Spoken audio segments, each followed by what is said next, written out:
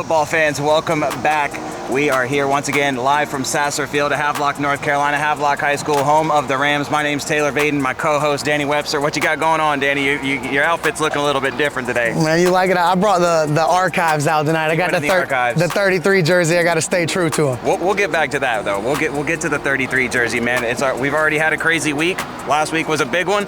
We're gonna start out with Northside versus Croatan coming this week, which could possibly be. I think this is the game of the week. Could be the game of the week. I don't even know if it's a question. This could possibly be a conference championship matchup. This matchup between Northside and Croatan is going to be insane. Listen, we talked about Croatan last week. They're 6-0 right now, undefeated. Northside throwing the ball all over the place, going crazy. What can we say first about what Croatan needs to do to keep this ball rolling?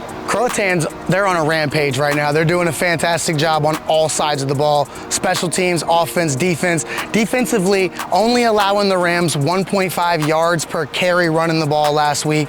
Just that you can't say enough. They're multiple players with multiple sacks.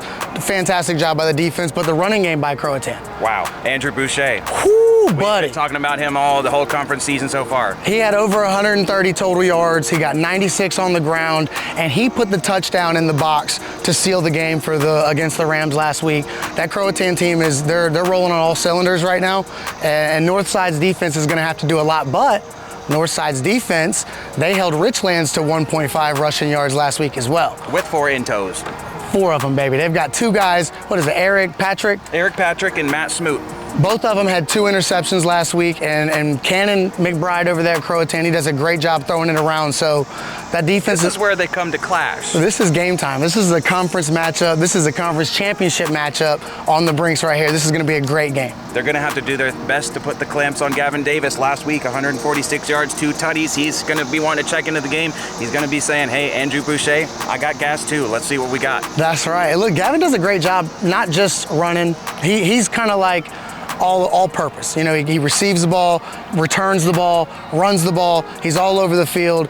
We talked about him earlier in a couple of our segments. Gavin's a great player. He's really going to need to show up if Northside's going to put some points on that Croatan defense. Well, it works because he can offload his workload a little bit with my man Rely. Excuse me if I mispronounce your name, my brother. Rely Anderson, he had 112 yards on the ground, 2 TDs. So look, there's options. They're running the ball all over the place, and that's not even the biggest threat they have. They've got a quarterback, Reginald Gray, who is slinging it, baby. Absolutely slinging it. They've got playmakers all over the field. This is going to be a great game. Cannot wait to see it. All right, let's break it down. Northside versus Croatan. Who do you got?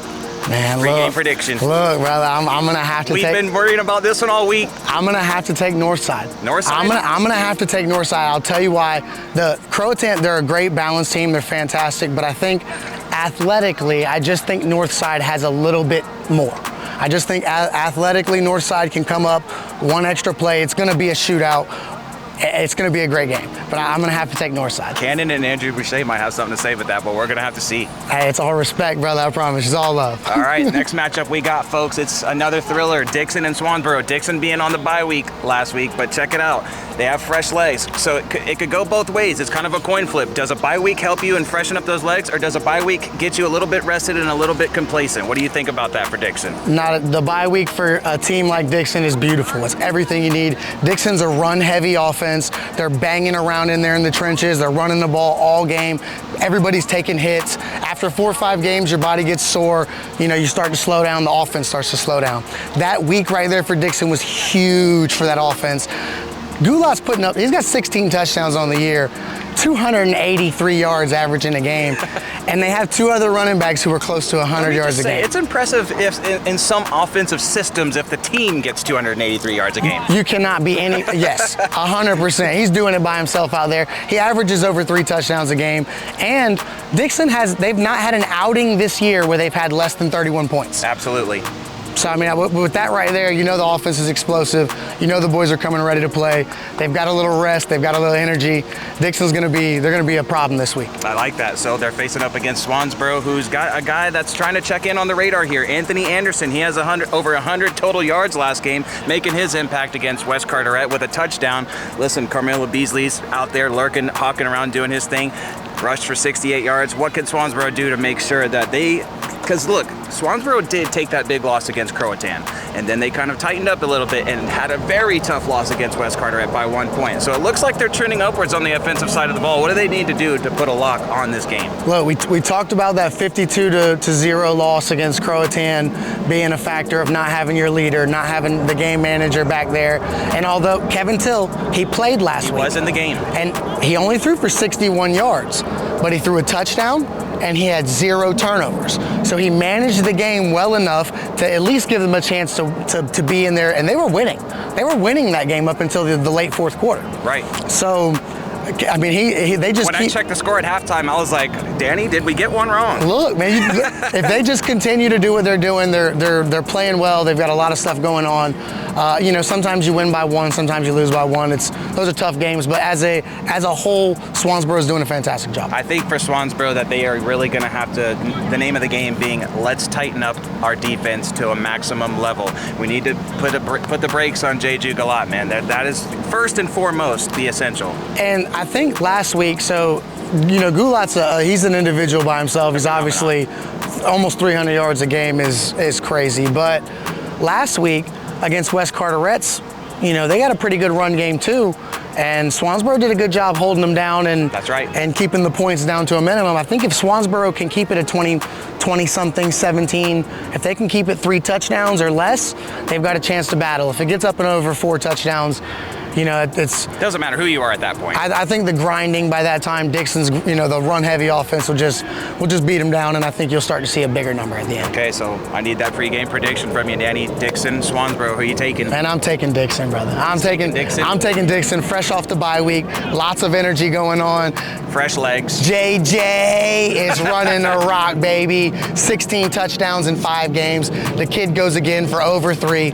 It's Dixon all day. All right, the prophecy is foretold. Here we go. Let's rock to Havelock, West Carteret. Havelock having a tough loss against Croatan last week. Let's just start off with that Havelock-Croatan game. How did you feel about that game? Because there were some good things happening in that game. Look, so that was a fantastic game to watch. It was a defensive battle. Both defenses, they came up to play. The offenses did a great job. There was opportunities everywhere. And just on the defensive side, both teams were just ready, making touchdown-saving tackles, bad penalties here and there hurt the offenses, but ultimately it was a defensive showdown and a great one, and Croatan came with it with Boucher doing a great job running the ball.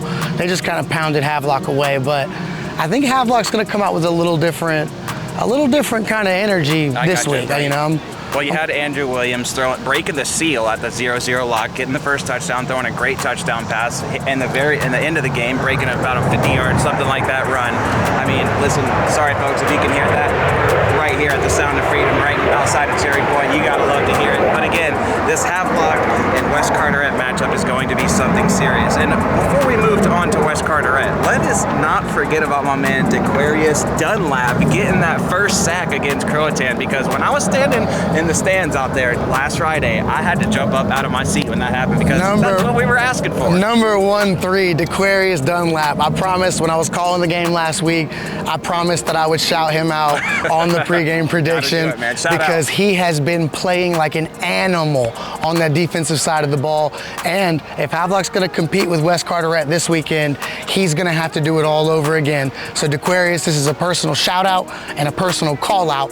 Now you had 1 I need 2 this week, brother.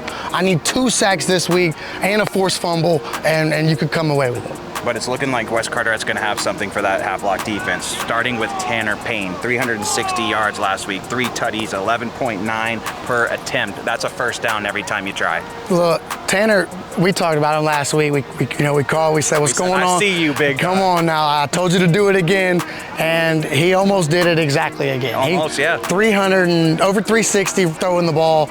His running the ball, he's 12 yards an attempt. Kid had 3 touchdowns, but he wasn't the only weapon that showed up Friday night. He's throwing the ball around to there's this one guy. What's his name? DeJabrian Murray. DeJabrian Murray. I hope we're saying that right, brother. 225 receiving yards just last week. Come on. The kid is averaging 120 receiving yards per game. He had a tutty. So, I mean, you see why West Carteret's 2-0 in the conference, why they're having such a fantastic year. This is going to be a tough game on both sides. Both defenses are going to have to show up. Whichever team makes the stop, it's going to come to the stop, which I want to know who's going to do it. Now let me ask you a question. Back in those days when you had that number on, it was a big rivalry, West Carteret versus Havelock. What is your mind state as one of these Havelock football Rams out here coming into this game this week? How do you get mentally ready for a rival like that? You look, see now, this is a little different because I don't know if your mindset, I don't know if the mindset changes on who the opponent is, but the mindset is the mindset is simple. You either win or die. End of story. That's the mindset. You're either out here to win or you don't make it home.